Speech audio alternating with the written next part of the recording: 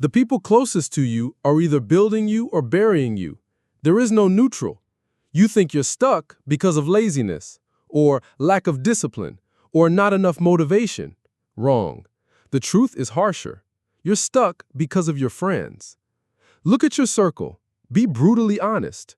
Are they challenging you, or are they keeping you comfortable? Do they inspire you to level up, or do they normalize your excuses? If your life feels stagnant, it's not just you, it's the people you allow into your space. Here's the ugly reality. Mediocrity is contagious. If your closest friends are broke, out of shape, complaining, gossiping, playing small, guess what you'll become? Exactly the same. You don't rise to your ambitions, you sink to your environment. Shocking truth number 1. Your friends don't want you to win. Not really. Sure, they'll clap for your small wins, but try making a serious change. Try saying no to another night of drinking because you want to work on your business. Watch how quickly the jokes come, the sarcasm, the quiet resentment. Why? Because your growth threatens their comfort. Your ambition forces them to see their own lack of it. Shocking truth number 2. Most of your friendships aren't built on growth. They're built on convenience. You're friends with people because they're near why, because you share hobbies, because you've known them for years. But history isn't loyalty. Familiarity isn't alignment. Just because you've shared memories doesn't mean you share a future. This is where people get trapped. They confuse cutting ties with betrayal. They think letting go of dead weight makes them disloyal. Wrong. Loyalty to mediocrity is self-destruction. You don't owe anyone your stagnation. Think about attraction dynamics. Why do you think people are drawn to leaders, risk-takers, high performers? Because progress is magnetic. It radiates. It signals strength, resilience, vitality. On the flip side, why do you think people drift away from those who settle? Because stagnation repels. Comfort dulls. Weakness pushes others out. So here's the harsh truth you don't want to face. Your friends are shaping your destiny more than your habits are. You can grind all you want, but if every night ends in the same environment of negativity, distraction, and low standards, you're sabotaging yourself. Take a look at your group. Do they celebrate discipline, or do they mock it? Do they get excited about growth, or do they roll their eyes? Every subtle reaction matters, because over time, you start lowering yourself to fit in. You start laughing at the same mediocrity. You start excusing the same behavior. Let me be direct. Your friends are either anchors or jet fuel. There's no in-between. Anchors keep you heavy. They make sure you don't drift too far from the shore of average. Jet fuel? They light you up. They push you higher. They hold you accountable. If you don't feel that fire from your circle, you're surrounded by anchors. Now, I know what you're thinking, but I can't just cut them off. Yes, you can, and it's easier than you think. The problem is you're addicted to comfort. You'd rather stay in a weak circle that validates your excuses than step into solitude that demands your growth. But here's the paradox. Until you get comfortable being alone, you'll never attract the right people. Here's your first mindset shift. Choosing growth over friendship is not cruelty. It's necessity, because the wrong friends don't just waste your time. They waste your life. They infect your habits, your beliefs, your confidence. And by the time you realize it, you've wasted years staying loyal to people who were never loyal to your future. Final slap of truth for this section. Your friends don't just become who you are, you become who you're around. And if you don't start choosing your circle will choose your destiny for you. Let me hit you with this. If you want to know your future, look at your friends. Not your dreams, not your goals, not your vision board.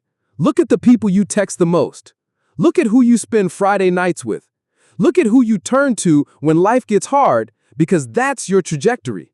If your circle talks about the same things they did 5 years ago, you'll be in the same place 5 years from now. If your circle complains more than they build, you'll become a complainer, not a creator. If your circle laughs at ambition, you'll bury yours to fit in. Here's the brutal reality. Your circle is your ceiling.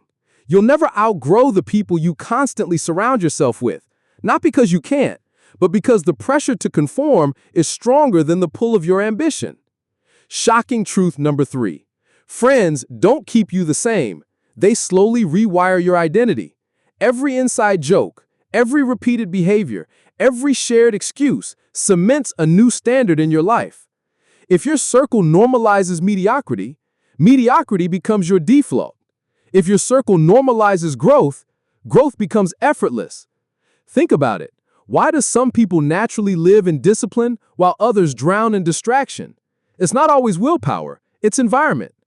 A person surrounded by high standards doesn't need motivation. They're forced to rise. A person surrounded by low standards doesn't need excuses. They're built into the air they breathe. Shocking truth number 4. The people you call friends might actually be enemies in disguise. Not because they hate you, but because they keep you small. They hand you drinks when you're trying to quit. They drag you out when you're trying to save money. They laugh when you say you're chasing something bigger. That's not friendship. That's sabotage dressed as loyalty. And here's where it gets real. People who benefit from your weakness will resist your strength. If you're the funny broke friend, they don't want you to get serious and wealthy, because then you won't fit the role. If you're the always available friend, they don't want you busy chasing goals, because then they lose their comfort. Your transformation threatens their stability, so they'll fight it, sometimes subtly, sometimes directly. This is why so many people never escape average.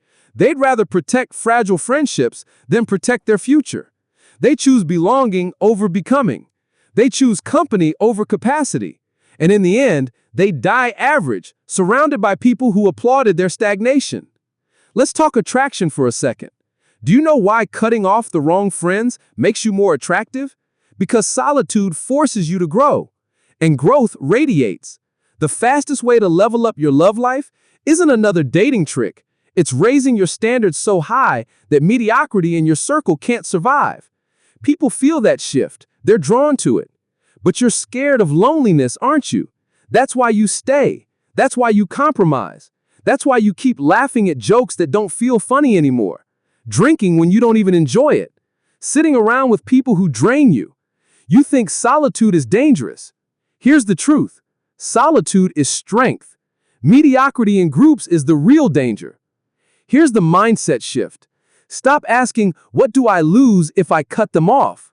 Start asking, what do I lose if I don't? Because the answer is clear. You lose time.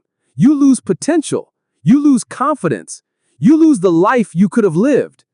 Every day you delay this decision, you're bleeding your future into their comfort, and they won't give it back.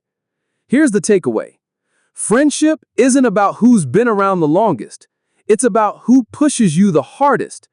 Start measuring people by their energy, not their history. By their ambition, not their convenience. By their growth, not their convenience. Closing slap of truth for this section. Your friends don't need to stab you in the back to ruin your life. All they have to do is keep you comfortable, and comfort is the quietest poison of all. Here's the final cut. If you want to change your life, you must change your circle. Period. You can read all the books, binge all the podcasts, watch all the videos. But if every night you go back to the same people who mock growth and worship comfort, nothing changes. You'll be dragged back down over and over until your ambition dies inside you. The truth? You can't outgrow a cage you refuse to leave. And for most of you, that cage isn't your job or your city or your background. It's your friends. Shocking truth number 5. Cutting people off is not cruelty. It's survival. You're not abandoning them. You're refusing to abandon yourself. If you keep sacrificing your future so others can feel comfortable, you're not a good friend. You're a hostage. Shocking truth number 6. Your circle is your reflection. If you're surrounded by excuses, distractions, and small thinking, that's what you'll see in the mirror. If you want to respect yourself, you need to surround yourself with people you respect, because you'll never rise higher than the people you sit with every day. And let's talk attraction dynamics one last time. People are drawn to growth. They crave momentum. They feel the pull of someone who refuses mediocrity. But that energy only comes when you stop tolerating the dead weight of people who are happy staying stuck. Cut them loose, and you create space for relationships that actually elevate you. Friendships, partnerships, even love that thrives on growth instead of comfort. Here's the uncomfortable part. Cutting people off doesn't always look dramatic. Sometimes it's not a big fight. Sometimes it's just quiet distance. Less texting, less availability, less showing up to things that no longer align. You don't owe anyone an explanation. You owe yourself freedom. And when you do this, two things happen. First, you'll feel the sting of loneliness. It's temporary. Second, you'll feel the surge of clarity. That's permanent. Because without the noise of low-value friendships, you'll finally hear your own hunger again. Here's the final mindset shift. Don't just cut off the wrong friends, actively seek the right ones. Find people who make you feel small in the best way. People who make you realize how much further you can go. People who don't let your excuses slide. That's your new circle. That's your new standard. And here's what's wild. When you commit to growth, those people appear. Not because they weren't there before, but because you couldn't see them while you were drowning in mediocrity. The moment you raise your standards, you start attracting people who live by those standards. So here's the challenge. Audit your circle tonight. Write down the 5 people you spend the most time with. Ask one question. Do they push me forward or do they keep me the same? Be honest, brutally honest. Then act. Distance from the anchors, lean toward the jet fuel, because your life depends on it. Let me end with the final slap of truth. If your friends are holding you back and you do nothing, then you're the one holding yourself back. You don't need permission. You don't need approval. You don't need the perfect excuse. You need courage. Cut them off. Stand alone. Build your circle with intention. Because your friends are either building your future or burying it. And if you don't choose wisely, you'll die carrying the weight of people who never wanted you to rise.